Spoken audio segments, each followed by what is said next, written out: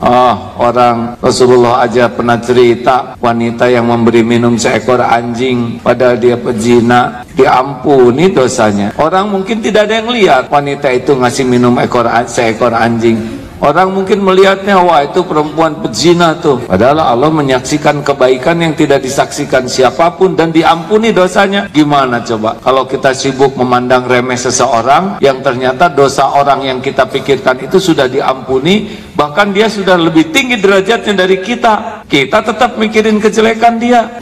Cilaka kita. Kita menggibahi, menghina, menghakimi orang yang dicintai Allah. Udahlah, mumpung ditutupi, jangan ngebuka-buka diri dan juga jangan ngorek-ngorek aib orang lain. Bu, masih ingat pertemuan yang lalu? Bolehkah ibu-ibu membuka HP suami? Yang nyebut boleh baru pertama kali datang sekarang, Pak. Masih bertahan dengan ketidaktahuannya. Boleh tidak? Jawabannya tergantung. Kalau suami nyuruh, Bu, tolong bukakan HP saya, dengan sukacita itu membuka HP baru suami ya yang masih kosong, tidak ada apa-apa. Kalau suami tidur, apalagi tidurnya diberi obat tidur oleh ibu, kemudian ibu diam-diam mengendap-endap megang jari suami untuk sidik jarinya, ini masalah. Sudahlah, kalau Allah nyuruh jangan ngorek, jangan pilih. Bu, mendingan ibu ngorek-ngorek kekurangan kesalahan suami, lalu ibu tahu dan ibu selesaikan sendiri, atau mendingan enggak tahu kesalahan suami tapi dibereskan oleh Allah jadi beres. Mendingan yang mana? Yang pertama, yang kedua?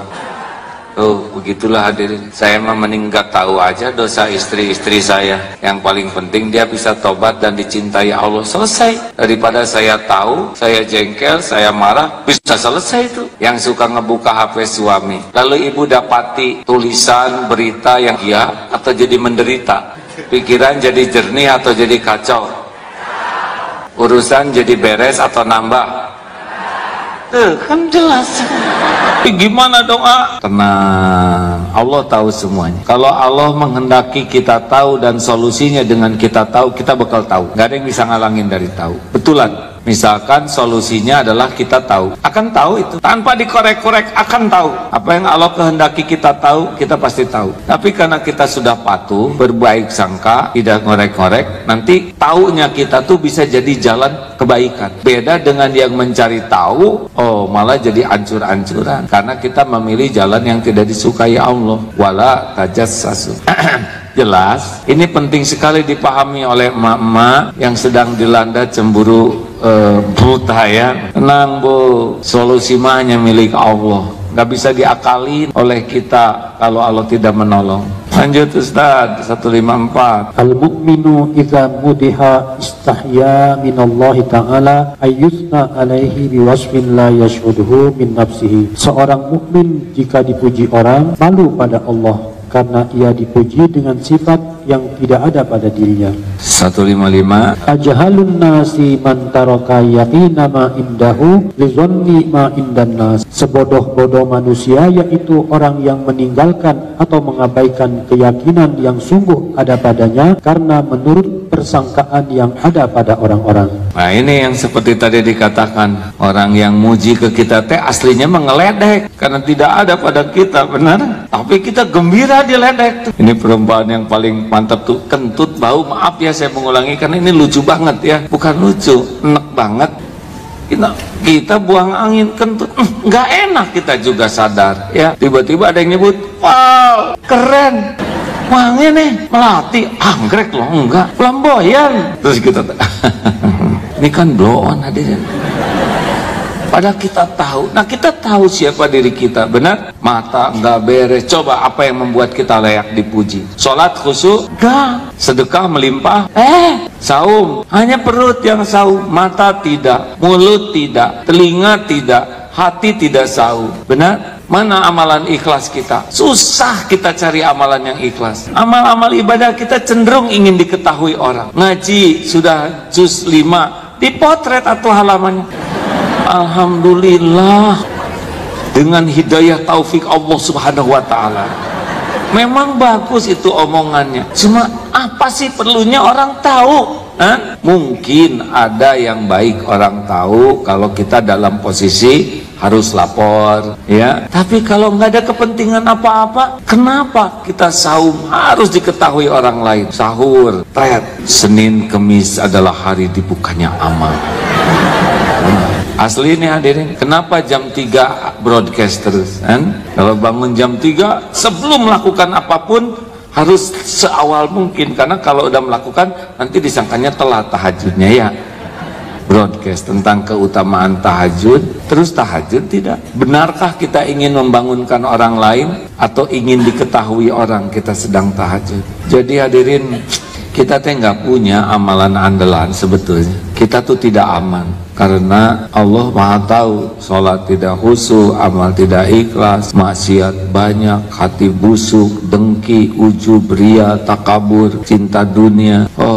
Tapi orang nganggap kita orang baik, orang soleh. Ya, kita nggak bisa memaksa orang untuk, maaf, kita tidak bisa menolak kalau orang ngomong sesuatu tentang kita. Tapi ya jangan bodoh dong. Jangan sampai kita meyakini apa yang dikatakan orang sampai melupakan apa yang kita yakini tentang diri kita sendiri.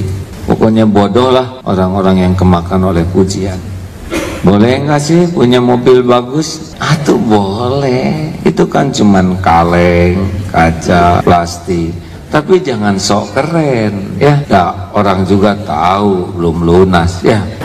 Ada yang nyicilnya 6 tahun loh Pak. Gayanya dari mulai make, cicilannya belum lunas. Rianya dari awal, dosanya dari awal. Mau apa? Boleh nggak punya rumah bagus? Boleh aja kalau Allah ngasih, ya. Tapi nggak usah merasa gimana gitu. Biasa weh. Suatu saat waktunya dijual, ya jual, nggak usah pakai berat. Waktunya ngontrak, ya ngontrak saja.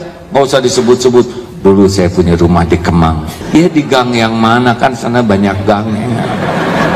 Kenapa nyebut Kemangnya bukan gangnya? Capek lah pengen dipuji orang. Yang enak mah just the way you are. Atulah sekalinya saya bahasa Inggris teh nggak usah komen. Ini nih kebiasaan berkomentar, biasa aja lempeng. Salah tuh kenapa pakai bahasa Inggris? Ya pengen atuh kayak orang lain, hadirin. Siapa yang ketawa di belakang? Orang lain mah kiai teh dalilnya ngelotok, ya saya mah tuh just the way you are. Nah hadirin, udahlah, latih mulai sekarang, ya. Kalau ada yang muji, ini adalah ujian dari Allah. Lebih berat daripada caci. Kalau caci itu rada deket tuh, tapi kalau puji jauh. Kan tuh bau sih, dia cuma nyebut bau, aslinya bau banget kan. Jadi ada pendekatan lah hadirin. Kamu nih jadi orang banyak omong, itu lumayan, karena aslinya banyak hutang, banyak cicilan, banyak dosa, banyak aib, cuma disebut banyak omong. Jadi gawat. Tapi kalau pujian, aduh soleh banget, saya baru lihat orang yang bercahaya dan akhlaknya tuh mulia sekali, bening hati ibu. Ibu bener-bener mirip Siti Khadijah. Langsung nggak napak. Aduh, saya udah pernah ngerasain kayak gitu tuh. Di media dipuji, tampil terus, diundang ke sana sini. Wah, rebutan orang undang. Waduh, bisa hilang tuh kemampuan untuk jujur melihat diri. Makanya kalau lihat Ustadz Abdul Somad, ya doakan, ini ujian paling berat buat beliau. Yang diundang sana sini, wah ini ujian besar ini. Benar-benar ujian besar. Harus punya waktu untuk menangisi diri. Saya bersyukur luar biasa karena saya didampingi oleh guru yang menjelaskan gitu. Harus tahu orang tuh memuji tuh karena tidak tahu. Allah tahu busuknya hati seperti apa, amal-amalnya seperti apa, bedanya perkataan dengan perbuatan seperti apa, ujub, ria, cinta dulu, Allah tahu semuanya. Ya begitu. Itu pun nuruninnya dari lezatnya dipuji itu harus syariatnya dihina dulu rame-rame. Oh iya Pak, kalau enggak dihina rame-rame susah Pak. Yang udah diangkat-angkat kayak gitu mau turun sendiri, very hard. Tadinya mau ngomong bahasa Arab, nggak ketemu. Berat. Yang biasa dihormati, disanjung, dikagumi, diperlakukan khusus, harus menjadi turun sendiri normal, itu berat, sangat berat. Makanya Allah menolong dengan digerakkan TV-TV mencaci maki, itu alat bantu. Digerakkan ibu-ibu, sedemikian rupalah sikapnya.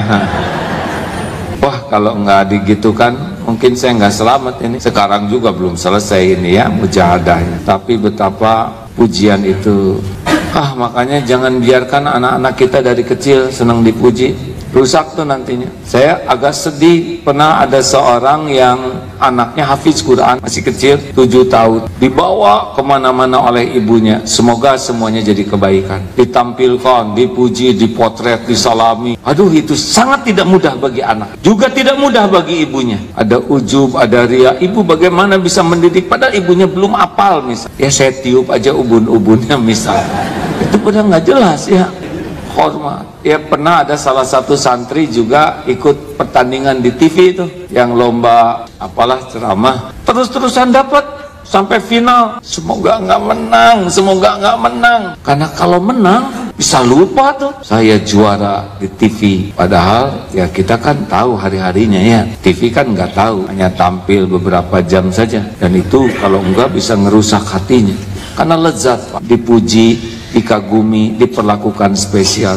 Nggak usah lah pengen populer Pak, pertama sama siapa gitu yang mau mempopulerkannya, terus mau ngapain populer, tidak penting sama sekali. Yang penting memanfaat. Bapak Ibu kan tidak ada yang tahu guru saya, benar? Dan guru saya mewanti-wanti, jangan pernah perkenalkan, tidak penting. Yang penting maaf bisa berubah jadi lebih baik, dah itu aja. Apa urusannya saya harus diperkenalkan? Ayo latihan mulai sekarang ya, latihan untuk mengalihkan dari pengen dipuji orang jadi cukup ingin dipuji Allah. Kalau ada yang muji, ini ujian, segera sadar, oh ini orang Allah menggerakkan dia muji saya harus malu, nggak cocoknya. Astagfirullahaladzim. Jangan lebay, jangan acting, oh tidak, saya tidak ini juga centilnya, ini apa, ngangkat diri sambil tawaduan. Saya ini al-fakir, saya ini orang yang do'if, tapi dengan ngarep-ngarep akal-akalan. Allah tahu ini strategi bulus, nggak boleh gitu. Udah, alhamdulillah. Wah itu pintar sekali ibu, anak-anaknya sekarang jadi soleh. Alhamdulillah. Mudah-mudahan semuanya diterima oleh Allah ya. Dah gitu, sing datar, lempong, jangan alhamdulillahirabbil alamin. Memang Allah Subhanahu wa taala lah yang mengaruniakan kelebihan kepada keluarga kami. Padahal saya orangnya bodoh, terus acting ya, dia terus menggoreng pujian itu supaya makin naik dengan pura-pura tawadu, pura-pura muji Allah. Ini semua hanya karunia Allah, hanya karunia Allah. Nah, itu juga lagi naikin diri ya, marifat. Ya nggak usah lempeng nggak usah bongkar-bongkaran. Alhamdulillah Bu, ibu beruntung suaminya jadi ahli masjid. Ibu nggak tahu ya hutang suami saya. Mau ngapain ngebolehin hutang? Itu juga nggak perlu. Alhamdulillah ya, doakan Bu semoga istiqomah. Lempeng, walaupun kita tahu kekurangannya, nggak usah kita bohong.